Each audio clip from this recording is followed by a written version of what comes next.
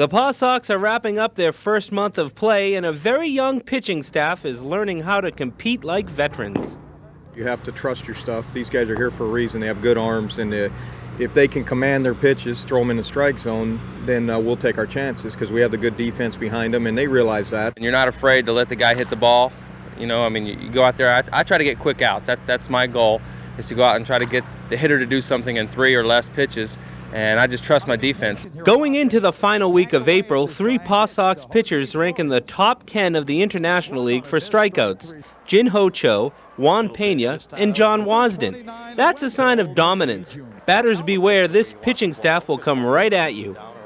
And, they're not trying to strike people out. I think that's the key. They're trying to get contact made early in the count, and then as a pitcher, that's when you find yourself in those 2-strike counts where the strikeouts can come naturally.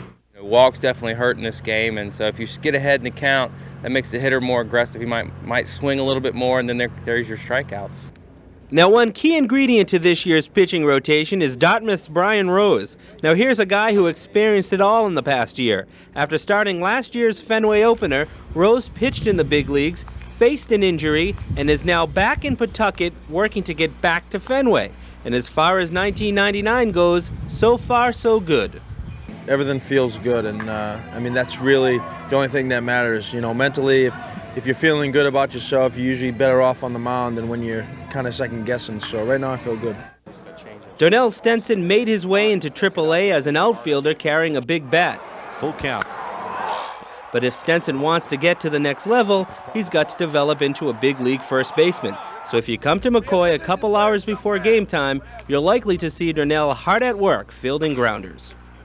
Well, it's going pretty good so far. It's a big change, but I played some in high school, so it's just a matter of getting back used to the position. What's the biggest thing you got to work on? Footwork or?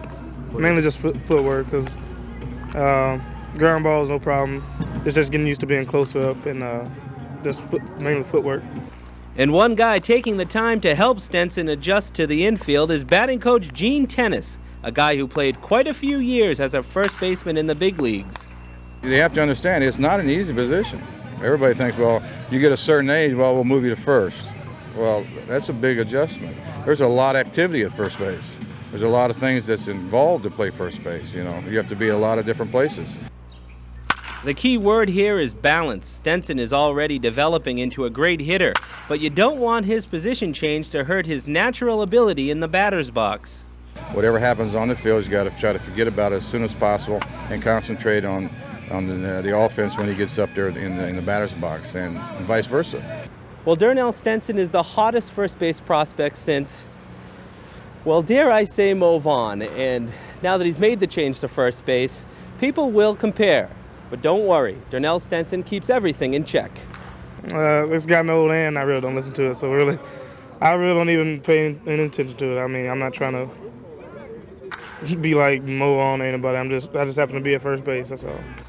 And so far, showing hard work and determination, Dernell Stenson is doing a fine job of making a name for himself. I'm Dave Querzoli for Talkin' Paw Sox.